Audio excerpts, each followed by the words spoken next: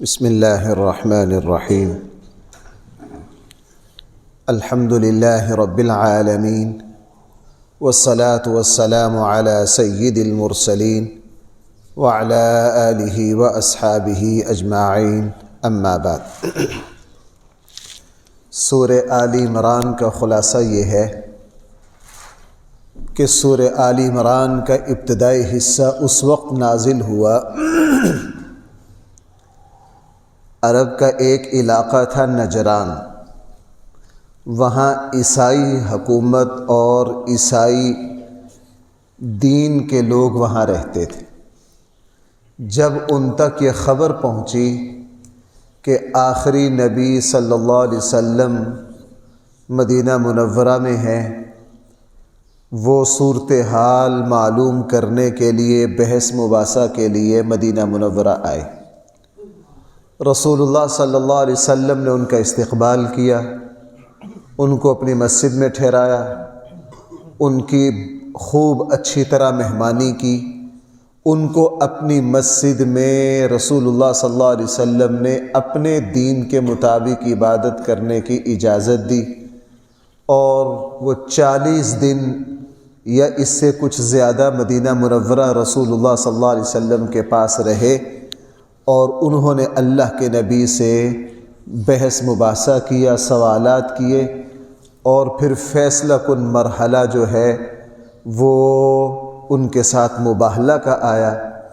اس وقت سورہ آل عمران کا جو ابتدائی حصہ تقریباً 80 آیات اس سیاق و سباق میں نازل ہوئی۔ وہ جب آئے، انہوں نے رسول اللہ صلی اللہ علیہ وسلم سے بحث میں کچھ باتیں کہیں۔ انہوں نے رسول اللہ صلی اللہ علیہ وسلم سے کہا کہ عیسیٰ علیہ السلام کلمۃ اللہ ہے، قرآن کہہ رہا ہے اللہ کا کلمہ، روح اللہ ہے، اللہ کی روح ہے، بغیر والد کے پیدا ہوئے ہیں۔ یہ دلیل ہے اس بات کی کہ وہ اللہ کے بیٹے ہیں۔ جب انہوں نے یہ سوالات کیے تو قرآن کریم نے ایک جواب ان کو کلیہ کے اعتبار سے دیا، پھر باقی تفصیل ان کو رسول اللہ صلی اللہ علیہ وسلم کے ذریعے سمجھائی۔ قرآن کریم نے ارشاد فرمایا کہ اللہ نے یہ جو کتاب اتاری ہے اس کی آیات 2 طرح کی ہیں۔ بھئی اس کی آیات کتنی طرح کی ہیں؟ 2 طرح کی۔ ایک ہے آیات متشابہات، ایک ہے آیات محکمات۔ آپ سادہ زبان میں یوں کہہ لیجئے، قرآن کی کچھ آیات وہ ہیں جو انسانوں کے لیے آزمائش ہیں، ان کی تشریح نہیں کی جا سکتی۔ وہاں قیامت تک آنے والے مفسرین، محدثین، علم والوں کو حکم ہے کہ اس کی تشریح میں نہ پڑے، بس اس پر کیا لائیں؟ ایمان۔ مثلا قرآن کریم نے ارشاد فرمایا استویٰ علی العرش، اللہ تعالیٰ عرش پر کیا ہو گئے؟ قائم ہو گئے۔ اللہ تعالیٰ عرش پر کس طرح قائم ہوئے؟ بیٹھے ہیں، لیٹے ہیں، کیا ہے؟ ہم اس تفصیل کو بیان، اگر اس طرح بیٹھے ہیں، میں اس طرح بیٹھنے میں اپنے جسم کا محتاج ہوں، اللہ نہ کرے مجھے کوئی جوڑ کی درد ہو، میں اس طرح بیٹھ نہیں سکتا، لہٰذا اللہ تعالیٰ انسانوں کی طرح تو اٹھتے بیٹھتے نہیں ہیں۔ کس طرح ہیں؟ ہم ایمان لاتے ہیں، ہم تفصیل کر۔ قرآن کریم نے ارشاد فرمایا یوم یکشف عن ساق، قیامت والے دن اللہ کی پنڈلی کھلے گی اور سارے لوگ اللہ کی پنڈلی کو دیکھ کر سورہ قلم میں ہے سجدے میں گر پڑیں گے۔ اب اللہ کی پنڈلی کس طرح کی ہے کوئی پتہ نہیں، ہماری طرح کی نہیں ہے۔ ہماری پنڈلی بڑھاپے میں کالی سیاہ ہو جائے گی، جوانے میں گوری ہوگی، اور بیماری میں بال جڑ جائیں گے۔ اللہ نہ کرے کوئی مرض لاحق ہو جائے تو وہ اس کا گوشت اور ماس بھی جاتا رہے گا، اور آخر میں اس پنڈلی کو قبر کی مٹی کھا جائے گی۔ یہ تو فنا ہونے والی ہے، اللہ کی پنڈلی اس طرح کی ہو نہیں سکتی۔ اب کس طرح ہے، کیا ہے، ہمیں اس کا کوئی پتہ نہیں۔ تو نجران کے عیسائیوں نے حضور علیہ السلام سے جب بحث مباحثہ کیا تو قرآن کی وہ آیات پیش کی بھائی جو کیا تھی؟ متشابہات۔ قرآن نے فرمایا جن کے دل ٹیڑھے ہوں، جن کے دلوں میں کجی ہو، جن کا مقصد بے مقصد بحث مباحثہ ہو وہ ان آیات کے پیچھے پڑیں گے۔ ہاں جو قرآن کریم کی آیات محکم ہیں، واضح ہیں اور وہ 99% وہی ہیں، آپ ان آیات سے کوئی دلیل پیش کیجئے۔ باقی تمہارا یہ کہنا کہ جی بغیر والد کے پیدا ہوئے ہیں اس لیے اللہ کے بیٹے ہو گئے، تو پھر آدم علیہ السلام کے بارے میں کیا خیال ہے؟ وہ تو بغیر والد اور بغیر والدہ کے پیدا ہوئے ہیں۔ حضرت مریم کو تم اللہ کی خدائی میں شریک کر رہے ہو، حضرت مریم کے والد بھی ہیں، والدہ بھی ہیں۔ بہرحال یہ 40 دن رسول اللہ صلی اللہ علیہ وسلم کے پاس رہے اور آپ علیہ السلام نے ان کے ہر سوال کا جواب دیا۔ جب ان کو ہر بات اچھی طرح سمجھا دی، پھر رسول اللہ صلی اللہ علیہ وسلم نے فرمایا تم میرے ساتھ مباہلہ کر لو، تم میدان میں آؤ۔ مباہلہ یہ ہوتا ہے کہ دو فریق میدان میں آئیں اور اللہ تعالیٰ سے دعا کریں، اے اللہ ہم میں سے جو حق پر ہے اس کا حق ہونا واضح کر دے۔ رسول اللہ صلی اللہ علیہ وسلم ان نجران کے وفد کو مسجد میں یہ کہہ کر خود تشریف لے گئے اور اپنے رشتہ داروں کو، اہل بیت کو اور عام صحابہ کو حکم دیا کہ عیدگاہ میں آ جاؤ۔ اب یہ جو نجران کا وفد تھا یہ بیٹھا اور یہ مشورہ کیا کہ آیا ہم رسول اللہ صلی اللہ علیہ وسلم کے مقابلے پر جائیں یا نہ جائیں۔ ان میں ایک بہت بڑے دین کے عالم بھی تھے، اس نے یہ کہا کہ بھائی ہماری عافیت اسی میں ہے کہ ان کے مقابلے میں نہ جاؤ، چونکہ مجھے یوں لگتا ہے یہ اللہ کے نبی ہیں۔ واضح ان پر ہو گیا تھا، ہمیں کیا لگتا ہے یہ کیا ہے، اور نبی کے مقابلے پر جو مباہلہ کے لیے جاتا ہے وہ پھر کبھی واپس لوٹ کر نہیں آتا۔ اس لیے یہ اللہ کے نبی سے اجازت مانگ کر چلے گئے کہ ہم جا کے ان باتوں پر غور و خوض کریں گے۔ بعد میں جا کے پھر یہ سارا علاقہ جو ہے وہ دائرہ اسلام میں داخل ہو گیا۔ سورہ آل عمران میں اس لیے تفصیل کے ساتھ عیسائیت پر گفتگو کی اور حضرت عیسیٰ علیہ السلام کے بارے میں فرمایا اللہ نے ان کو آسمان پر اٹھا لیا اور وہ دوبارہ تشریف لائیں گے۔ باقی حضرت عیسیٰ علیہ السلام کا کچھ تعارف جو ہے وہ 8ویں پارے میں آئے گا۔ سورہ آل عمران میں دوسرا جو واقعہ ہے تو تفصیل کے ساتھ وہ غزوہ احد ہے۔ اسلام کی دوسری جنگ ہے اور اس میں صحابہ اکرام سے کچھ غلطی ہو گئی تھی، اس لیے قرآن نے سورہ آل عمران میں تفصیل کے ساتھ اس کا تذکرہ کیا۔ میدان احد میں مدینہ میں رہ کر جنگ کی جائے یا میدان میں، رسول اللہ صلی اللہ علیہ وسلم اور بڑے بڑے صحابہ کی رائے یہ تھی کہ مدینہ میں رہ کے مقابلہ کیا جائے۔ نوجوان صحابہ جو بدر میں شریک نہ ہو سکے تھے ان کا اصرار تھا کہ جی میدان میں نکل کر مقابلہ کیا جائے۔ اللہ کے نبی پر زور دیا، اللہ کے نبی صلی اللہ علیہ وسلم کو اپنی رائے کے خلاف نکلنا پڑا۔ آپ نے جب جنگ کا لباس پہن لیا پھر نوجوان صحابہ کو سمجھ آئی کہ ہم سے غلطی ہو گئی ہے، ہمیں اللہ کے نبی کے مشورے پر عمل کرنا چاہیے تھا۔ پھر رسول اللہ صلی اللہ علیہ وسلم سے عرض کیا اللہ کے حبیب ہم مدینہ میں رہ کے جنگ کرنا چاہتے ہیں۔ حضور نے فرمایا نہیں، جب نبی جنگ کا لباس پہن لے پھر بغیر جنگ کے وہ اپنے لباس کو اتار نہیں سکتا، اس لیے اب میدان ہی میں جانا پڑے گا۔ اور میدان میں جب کافروں کے ساتھ مقابلہ ہوا تو رسول اللہ صلی اللہ علیہ وسلم نے 40 صحابہ کو، بعض میں ہے 80 کو، بعض میں ہے 60 کو، یوں کہہ لیجئے کہ اچھی جماعت کو اپنی پشت پر ایک درہ تھا جبل رماد وہاں کھڑا کیا۔ ان کو کہا کہ جنگ میں ہمارے ساتھ کچھ بھی ہو جائے تو تم نے جنگ میں شریک نہیں ہونا، ہمارے پیچھے سے ہماری کیا کرنی ہے، دفاع اور حفاظت کرنی ہے۔ جنگ شروع ہوئی، تھوڑی دیر میں مکہ والوں کو شکست کا سامنا کرنا پڑا۔ مکہ کے بڑے بڑے سورما جو تھے وہ دم دبا کر بھاگ گئے، اور جب یہ 40 صحابہ جو پیچھے درے پر تھے انہوں نے جب یہ دیکھا کہ اب جنگ ختم ہو گئی ہے تو یہ بھی مال غنیمت اکٹھا کرنے اور لوٹنے میں شریک ہو گئے، اور خالد بن ولید جو اس وقت تک کافر تھے وہ بھی بھاگے جا رہے تھے۔ انہوں نے جب دیکھا کہ اوہو یہ تو پشت خالی ہے، انہوں نے سارے مکہ کے لوگوں کو جمع کیا، اپنے لشکر کو جمع کیا اور پیچھے سے حملہ کیا۔ وہ ایسا اچانک اور خطرناک حملہ تھا، اس سے پھر بہت نقصان ہوا، 70 صحابہ شہید ہو گئے، اللہ کے نبی زخمی ہو گئے، بڑے بڑے صحابہ جو ہیں اس میں شہید ہو گئے، یہاں تک کہ افواہ یہ بھی پھیل گئی کہ رسول اللہ صلی اللہ علیہ وسلم کو بھی شہید کر دیا گیا ہے۔ اور بڑی مشکل سے جا کے دوبارہ پھر جنگ کو سنبھالا، لیکن اتنے میں صحابہ اکرام سنبھل پائے، اتنے میں بہت زیادہ نقصان ہو چکا تھا۔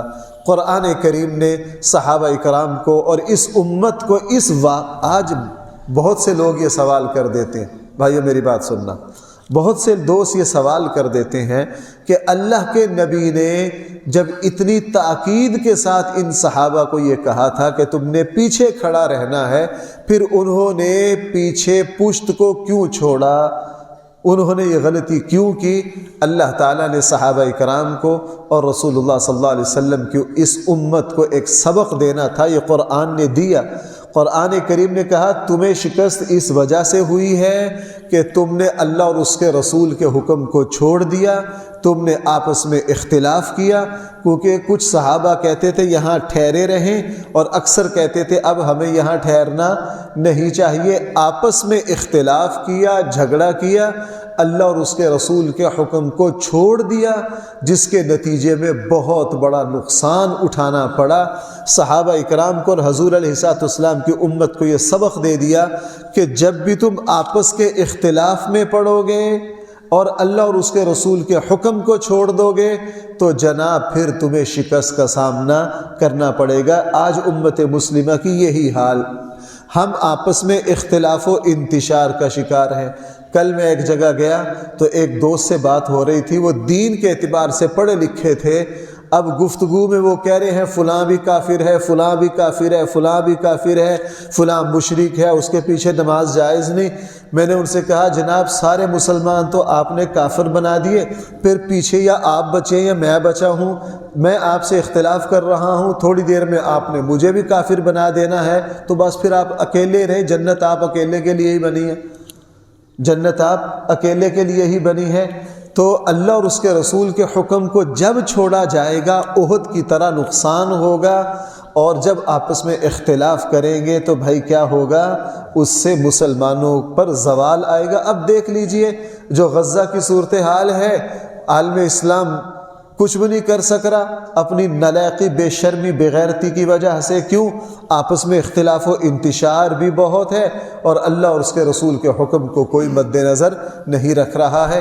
صحابہ اکرام سے یہ غلطی ہوئی، پھر اللہ تعالیٰ نے جہاں ان کی غلطی کا ذکر کیا وہاں بار بار فرمایا ثم انزل اللہ سکینتہ علی رسولہ وعلی المؤمنین، اللہ نے پھر ان پر رحمت اتاری، اللہ نے ان کے قصور کو معاف کر دیا، اور حضور علیہ الصلوۃ والسلام سے فرمایا آپ بھی ان کو کیا کر دیں؟ معاف کر دیں۔ قرآن کریم نے اس کا تذکرہ کیا، اور غزوہ احد سے رسول اللہ صلی اللہ علیہ وسلم ابھی اپنے 70 شہیدوں کے ساتھ، 70 زخمیوں کے ساتھ، اور بذات خود زخمی ہو کر واپس جب تشریف مدینہ منورہ لائے، ابھی تجہیز و تکفین ہو رہی تھی، زخموں کی مرہم پٹی ہو رہی تھی کہ اتنے میں اطلاع آ گئی کہ مکہ کا جو لشکر گیا تھا وہ دوبارہ حملہ کر رہا ہے۔ قرآن نے اس کا بھی ذکر کیا، دوبارہ کیا کر رہا ہے؟ رسول اللہ صلی اللہ علیہ وسلم نے اپنے صحابہ سے فرمایا کہ جناب ہم پر دوبارہ حملہ ہو رہا ہے، اب اپنے شہیدوں کو بھی چھوڑو، اپنے زخمیوں کو بھی چھوڑو، دوبارہ کہاں نکلو؟ میدان میں۔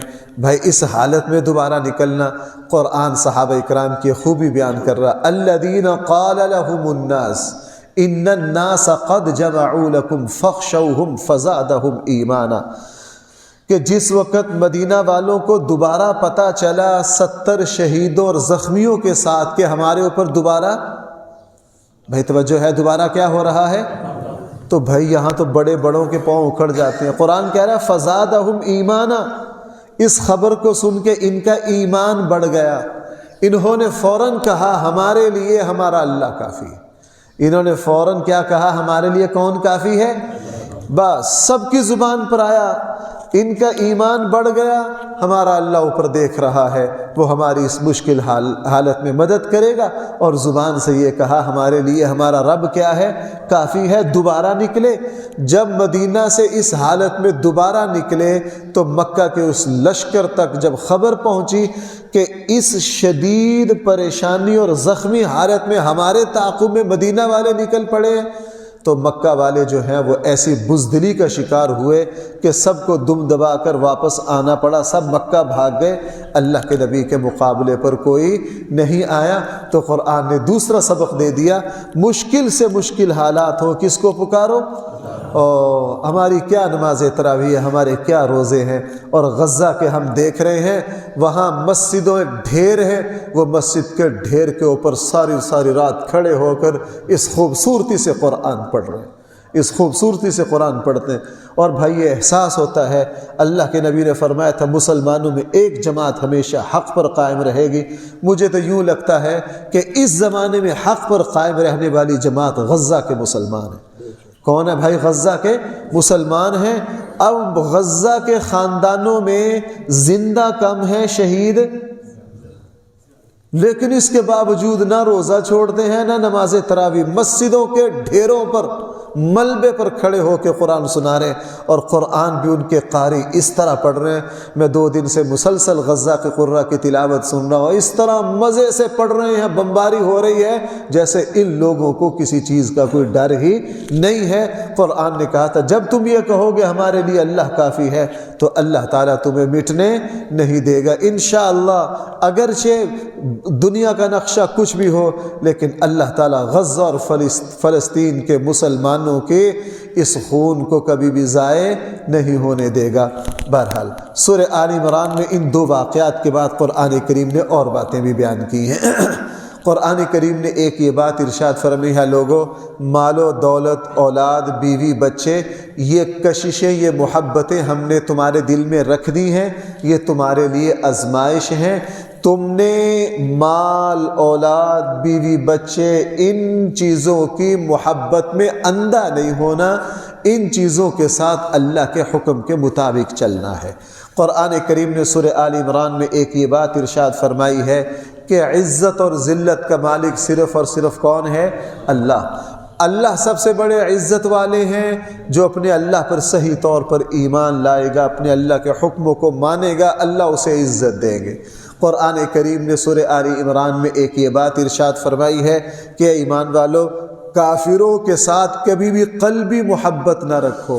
بھائیو مسلمان کو اجازت نہیں ہے کہ کسی کافر سے جگری دوستی اور قلبی کاروباری تعلق تھوڑا بہت ہو سکتا ہے، محلے کی وجہ سے تھوڑی بہت جان پہچان ہو سکتی ہے، لیکن کافر کے کفر کو دل سے پسند کر لینا یہ خود کفر کی علامت ہے، اس کی اجازت نہیں ہے۔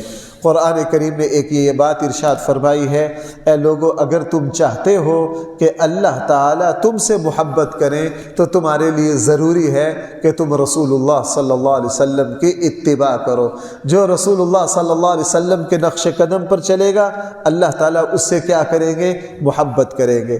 قرآن کریم نے ایک یہ بات ارشاد فرمائی ہے کہ اللہ تعالیٰ نے سارے نبیوں سے عالم ارواح میں یہ عہد لیا، یہ معاہدہ کیا کہ تمہاری زندگی میں جب بھی آخری رسول صلی اللہ علیہ وسلم آئیں تم ان کی تصدیق کرو گے، ان کی تائید کرو گے۔ اس لیے رسول اللہ صلی اللہ علیہ وسلم کی نبوت پر ہر نبی ایمان لائے ہیں۔ حضور کی نبوت پر بھائی کیا ہر نبی ایمان لائے ہیں، اور حضرت عیسیٰ علیہ السلام تو بطور خاص اپنی امت کو یہی سبق پڑھانے آئے تھے کہ میرے بعد اللہ کے آخری نبی آ رہے ہیں، تم نے ان پر ایمان لانا ہے اور ان کی تائید اور نصرت کے لیے کھڑا ہو جانا ہے۔ تو بھائی میرے اور آپ کے نصیب کہ اللہ تعالیٰ نے اب ان نبیوں کی زندگیوں میں تو رسول اللہ صلی اللہ علیہ وسلم تشریف نہیں لائے، حضور علیہ السلام بھائی میری اور آپ کی زندگی میں حضور کی نبوت ہے، تو میرے اور آپ کی بہت بڑی بدبختی ہے کہ ہم رسول اللہ صلی اللہ علیہ وسلم کی اتباع نہ کریں۔ ہم حضور کی اتباع نہ کریں۔ ایک بہت بڑے صاحب علم ہیں، انہوں نے ایک مرتبہ بڑا عجیب استدلال کیا۔ انہوں نے کہا دیکھو بیت المقدس میں سارے نبیوں کو نماز کس نے پڑھائی؟ رسول اللہ صلی اللہ علیہ وسلم نے۔ نماز میں سارے نبی، بھائی نماز میں کس کی اتباع کی جاتی ہے؟ امام کی۔ رسول اللہ صلی اللہ علیہ وسلم کو امام بنا کر اور سارے نبیوں کو پیچھے کھڑا کر کے یہ سبق دے دیا کہ یہ سارے نبی اتباع کر رہے ہیں کس کی؟ اس نبی کی۔ اس سے پتہ چلا کہ جس نے اس نبی کی اتباع کی اس نے سارے نبیوں کی اتباع کی۔ جس نے ہم رسول اللہ صلی اللہ علیہ وسلم پر ایمان لا کر حقیقت میں ہم سب نبیوں پر ایمان لا رہے ہیں۔ یہ اللہ تعالیٰ نے نعمت مجھے اور آپ کو عطا فرمائی۔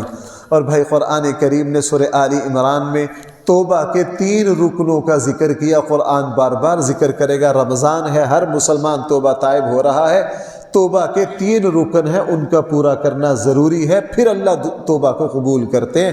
نمبر 1، جس گناہ کی معافی مانگ رہے ہیں نا اس گناہ کو فی الحال چھوڑ دینا۔ گناہ جاری رکھتے رکھتے توبہ کرنا، اللہ ایسی توبہ کو قبول نہیں کرتے۔ 3 شرطیں ہیں۔ جس گناہ پر ہم معافی مانگ رہے ہیں اس گناہ کو بھائی کیا کر دینا؟ فی الحال چھوڑ دینا۔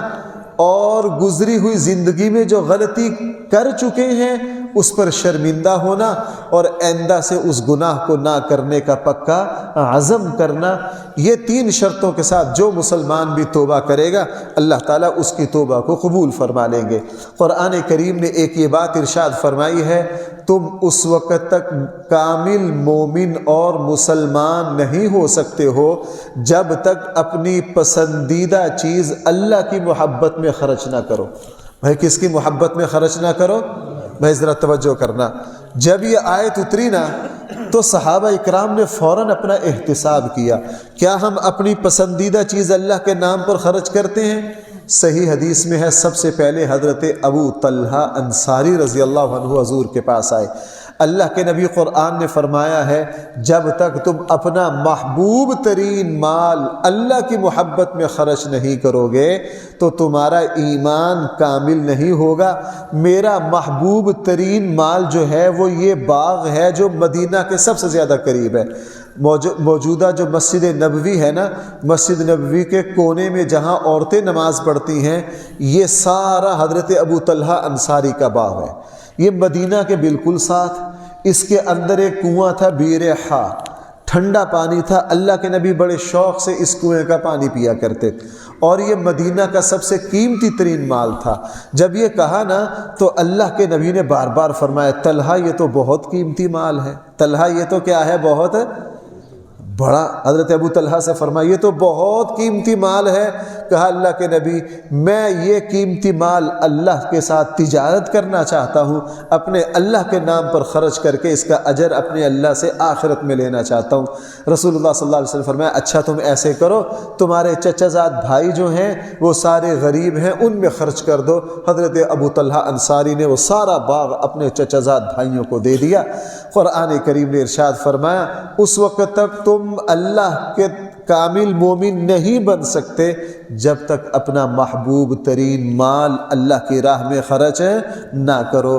حضرت عبداللہ ابن عمر کا معمول تھا، ان کو اپنے غلام اور باندیوں میں سے جو سب سے زیادہ پسند آتا نا اس کو آزاد کر دیتے، جو چیز سب سے زیادہ اپنی جائیداد میں اچھی لگتی اس کو کیا کر دیتے؟ اللہ کے نام پر خرچ کر دیتے۔ میرا اور آپ کا معمول بھی یہ ہونا چاہیے کہ جب بھی ہم اللہ کے نام پر مال خرچ کریں کوشش کریں، اگر ہم سب سے اعلیٰ خرچ نہیں کر سکتے تو ادنا بھی نہ کریں، کم سے کم درمیانہ ہاتھ تو رکھیں، کم سے کم درمیانہ ہاتھ تو رکھیں۔ قرآن کریم نے ایک یہ بات ارشاد فرمائی ہے کہ اللہ جل جلالہ نے اس زمین پر جو سب سے پہلا گھر بنایا ہے وہ مکہ میں اپنا گھر بیت اللہ جس کو ہم کہتے ہیں وہ بنایا ہے۔ کیوں؟ اس میں برکت بھی ہے اور تمہارے لیے ہدایت بھی ہے۔ بیت اللہ میں ہمارے لیے دنیاوی برکتیں بھی ہیں، زمین پر ساری رحمتیں جو اترتی ہیں وہ بیت اللہ کے ذریعے اترتی ہیں، اور جو مسلمان حج پر جاتا ہے اللہ تعالیٰ اس کو برکتوں سے نوازتا ہے۔ اور بیت اللہ میں جا کے جو مسلمان بھائی ایک نماز پڑھ لے اس کو کتنا اجر ملتا ہے؟ 1,00,000 نماز کا۔ بھائی 5 نمازیں پڑھ لی تو کتنے ہو گئے؟ 5 لاکھ، ہر عمل کا بدلہ 1 لاکھ۔ اجر اسود کو چومو گے، پچھلے سارے گناہ معاف ہو گئے۔ حج کر کے واپس آؤ گے، فرمایا تو اس طرح ہے جس طرح تمہاری ماں نے تمہیں آج جنم دیا ہے، یعنی پچھلے سارے گناہ کیا ہو گئے؟ فرمایا یہ ہم نے تمہارے لیے برکت کی چیز بنایا ہے۔ جب تک تم بیت اللہ سے اور اللہ کے گھروں سے چمٹے رہو گے تمہارے ایمان کی حفاظت رہے گی۔ جتنا مسجد سے دور ہوگے اتنا ہی بھائی ایمان میں کیا آ جائے گی؟ کمزوری آ جائے گی۔ سورہ آل عمران میں قرآن کریم نے 2 جگہ یہ ارشاد فرمایا، تمہارا کام ہے اچھائی کا حکم دینا اور برائی سے منع کرنا۔ یہ 2 پہیے ہیں اسلام کے، یہ گاڑی کے 2 پہیے ہیں لازم ملزوم، اچھائی کا حکم دینا اور برائی سے کیا کرنا؟ منع کرنا۔ اگر تم اچھائی کا حکم نہ دو گے، برائی سے روکو گے نہیں، اپنے اہل و عیال کو، اپنے ماتحتوں کو، اپنے دوستوں کو اچھائی کی تلقین نہیں کرو گے، برائی سے نہیں روکو گے، حدیث میں ہے پھر اللہ تعالیٰ تمہاری دعاؤں کو قبول نہیں کریں گے، اللہ تعالیٰ کی طرف سے تم پر عذاب آئے گا۔ اگر تم یہ چاہتے ہو اللہ تمہاری دعاؤں کو قبول کرے، تمہارے اوپر اللہ کی رحمت ہو، ہر مسلمان کا کام ہے جتنی اس میں ہمت ہے، طاقت ہے، وہ بھائی کیا کرے؟ اچھائی کا حکم دے اور برائی سے کیا کرے؟ منع کرے۔ اور بھائی قرآن کریم نے 1-2 باتیں اور سن لیجئے۔ قرآن کریم نے ایک بات یہ ارشاد فرمائی ہے، لوگوں کامیابی ہر مسلمان کا، ہر انسان کا، بلکہ مسلمان تو کیا ہر انسان کا یہ فطری جذبہ ہے کہ میں کامیابی تک پہنچوں۔ بھائی ہم میں سے ہر کوئی ناکامی سے ڈرتا ہے کہ نہیں؟ ہر انسان ناکامی سے ڈرتا ہے، اور ہر انسان کس کی طرف بھاگتا ہے؟ کامیابی کی طرف۔ اب کامیابی اور ناکامی کیا ہے؟ اپنے اپنے معیار ہیں۔ کسی نے کامیابی یہ سمجھ لیا ہے کہ جناب میرا کاروبار اس درجے تک پہنچ جائے تو میں کامیاب ہوں، کسی نے کہا میری اولاد پڑھ لکھ جائے، اپنے اپنے معیار ہیں، وہ سارے ٹھیک ہو سکتے ہیں، لیکن اللہ اور اس کے رسول سے بھی پوچھ لیجئے کہ آپ کے یہاں کامیابی کا معیار کیا ہے؟ اللہ تعالیٰ فرما رہے ہیں لوگوں تم ناکامی سے ڈرتے ہو، کامیابی پانے کی کوشش کرتے ہو۔ اب کامیابی کس کو کہتے ہیں؟ تمہارے اپنے اپنے معیار ہیں۔ ہم میرا اور آپ کا رب یہ کہہ رہا ہے میرے نزدیک کامیابی یہ ہے فمن زحزح عن النار وادخل الجنة فقد فاز، جو جہنم کی آگ سے بچا لیا گیا اور جس کو جنت کا داخلہ مل گیا، سب سے بڑی کامیابی یہ ہے۔ سب سے بڑی کامیابی کہ یہ اس لیے بھائیو یہ رمضان ہے۔ میں نے استقبال رمضان کے جمعے میں بار بار عرض کرتا ہوں، رسول اللہ صلی اللہ علیہ وسلم نے رمضان میں سب سے زیادہ جو دعا مانگی بھائی وہ کون سی ہے؟ بھائی یاد ہے کہ آپ بھول گئے؟ اے اللہ ہمیں جہنم سے چھٹکارا دے دے اور جنت۔ اللہ کے نبی رمضان میں سب سے زیادہ اور بھی دعائیں مانگتے، جو دوستوں نے اور دعائیں کہی ہیں وہ غلط نہیں ہیں، اللہ کے نبی نے وہ مانگی ہیں، میں پوچھ رہا ہوں سب سے زیادہ رسول اللہ صلی اللہ علیہ وسلم رمضان میں سب سے زیادہ اللہ تعالیٰ سے کس کا سوال کرتے؟ جنت کا، اور کس سے پناہ مانگتے؟ اور اس کے بعد رزق کی وسعت مانگتے، اور اس کے بعد باقی دعائیں مانگتے۔ اللہ کے نبی کی بہت ساری دعائیں تھیں، رمضان کی ساری دعاؤں کو اکٹھا کیا جائے سب سے زیادہ جنت کا سوال ہے، اور سب سے زیادہ کس سے پناہ مانگی ہے؟ جہنم سے۔ اور ہم بھی بھائی رمضان، قرآن یہ کہہ رہا ہے حقیقت میں کامیاب وہ ہے جس کو جنت کا داخلہ مل گیا اور جس کو جہنم سے نجات مل گئی۔ اللہ تعالی ہم سب کو صحیح فہم عطا فرمائے۔ الحمدللہ رب العالمین والصلاة والسلام على سید الانبیاء والمرسلین وعلى آلہ واصحابہ اجمعین۔ ربنا آتنا فی الدنیا حسنہ وفی الآخرۃ حسنہ وقنا عذاب النار۔ ربنا ظلمنا أنفسنا وإن لم تغفر لنا وترحمنا لنكونن من الخاسرين۔